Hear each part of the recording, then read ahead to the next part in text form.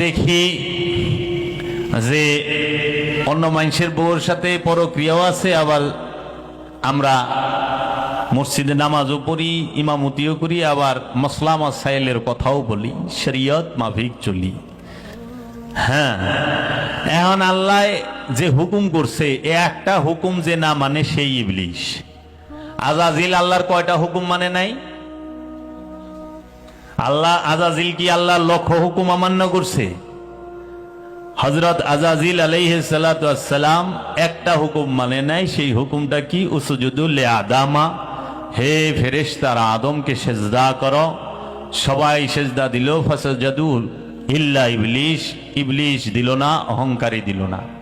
তাহলে আদমকে সিজদা না করার দরুন এত বড় আমলওয়ালা, এত বড় যে সম্মানওয়ালা জান্নাতি, যে ইমামে মালাইক মানে সমস্ত ফেরেশতাদের নেতা, লিডার, ইমাম, ফেরেশতাদেরকে শিক্ষা যিনি দান করতেন, তিনি আজাজিল থেকে হয়ে গেলেন ইবলিশ, শয়তান। তাই নয় কি? কয়টা হুকুম অমান্য করছে? একটা। আর আমরা বর্তমান সমাজে সেই আজাজিলের অনুসারী হইয়াই বর্তমান সমাজে 90% লোক বইয়া রয়েছে। কারণ ইবলিশও কইছিল আল্লাহ আদমরে সেজদা দিব না, সেজদা দিব আপনারে। এই মাথা আপনি ছাড়া আর কারো সামনে নত হবে না।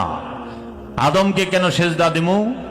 আদমকে আমি সেজদা দিব না, আমি আপনারে সেজদা দিব। আপনিই কইছেন আপনি ছাড়া অন্য কোনো কিছুকে কাউকে সেজদা দেওয়া হারাম। তো বর্তমান সমাজে সব মানুষই তো, বেশিরভাগ মানুষই তো, 90% মানুষই তো সেই ইবলিশের যুক্তিটাই দিচ্ছে। আল্লাহ ছাড়া কাহার সামনে মাথা নত করা যাবে না, কাউকে সেজদা করা যাবে না। তাহলে আদমবাদ, নবীবাদ, রসুলবাদ, ইমামে মালাইকা আজাজিল একটা হুকুম মানে নাই। তার কারণে শেষ ইবলিশ হইয়া গেল, অহংকারী হইয়া গেল, জান্নাত থেকে বিতাড়িত হইল, ইমামে মালাইকার থেকে চাকরি গেল গা, ওই পদবি গেল গা, সব গেল গা। আর বর্তমান সমাজে আজাজিল তার কেউর জমি সম্পত্তি অন্যায়ভাবে ভোগ করে নাই, করছে? আজাজিল কেউর জাগা মাইরা খাইছিল না? কেউর বউর লগে পরক্রিয়া করছে না? কোন জান্নাতির হুর লইয়া টানাটানি করছে না? তো সে জান্নাতির হুর লইয়া টানাটানি করলো না, কেউর বউর লগে পরক্রিয়াও করলো না, জাগা সম্পত্তিও মাইরা খাইল না, সে ওয়ারিসের সম্পত্তি মাইরা খাইল না, সে কোনো কিছুই করলো না। তারপর ইবলিশ হয়ে গেলে একটা হুকুম না মানার কারণে। আর বর্তমান সমাজে আমরা কি করি? সম্পদও মাইরা খাই, মিশা কথা বক্কর বক্কর কই। আমরা আদমকে মানি না, আদমকে সেজদা দেওয়া শিরক বেদাত নাজায়েজ বলি। হ্যাঁ, মানুষ আর আদমকে এক কইরা ফেলাই। মানুষ আর আদম কখনো এক না। মানুষ যে তিনি হচ্ছেন শয়তান যুক্ত, কামনা বাসনা যুক্ত, মোহমায়া যুক্ত। মানুষের মধ্যে খোদার প্রকাশ হয় না, মানুষের মধ্যে খোদার বিকাশ হয় না। যেই মানুষটির মধ্যে শয়তান থাকে না, যেই মানুষটি শয়তান মুক্ত, সেই মানুষটি মধ্যেই খোদার বিকাশ এবং প্রকাশ হয়, এবং সেই মানুষটিকেই বলা হয় আদম। আদম মানেই হচ্ছে শয়তান মুক্ত, খোদার দিদার প্রাপ্ত, খোদা প্রাপ্ত, খোদার নূরে নূরময়, খোদার নূরে সে পরিপূর্ণভাবে ভাসমান অবস্থায় থাকে।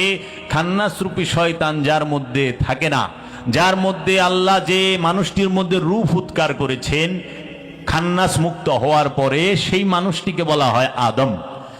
আর যেই আদম, যেই মানুষের মধ্যে আল্লাহ রূহ রূপে, রব রূপে প্রকাশিত বিকাশিত হয়েছে, ওইখানেই রব বলেছে ওয়ানুফাক্তু মিন রুহি, আমি যার মাঝে রূহ ফুঁকে দিলাম, উসজুদু লিআদামা, সঙ্গে সঙ্গে সেজদা করবা। রূহ ফুৎকারের সাথে সাথে হে ফেরেশতারা, হে জিনেরা, তোমরা সেজদা করবা। কারণ সেজদা কখনো এই রক্ত মাংসের হাড়ের দেহকে দেওয়া হয় না। মানুষকে কখনো সেজদা দেওয়া হয় না, সেজদা দেওয়া হয় সেই রূপী রবকে। ওই রূপী রব জাত রূপে এই খান্নাস মুক্ত ব্যক্তিটি, খান্নাস মুক্ত নফসটি, খান্নাস মুক্ত মানুষটির মাঝে প্রকাশিত এবং বিকশিত হয়ে অবস্থান করার দরুন মূলত মানুষ রব্বুল আলামিনকেই সেজদা করে, রূহকেই সেজদা করে।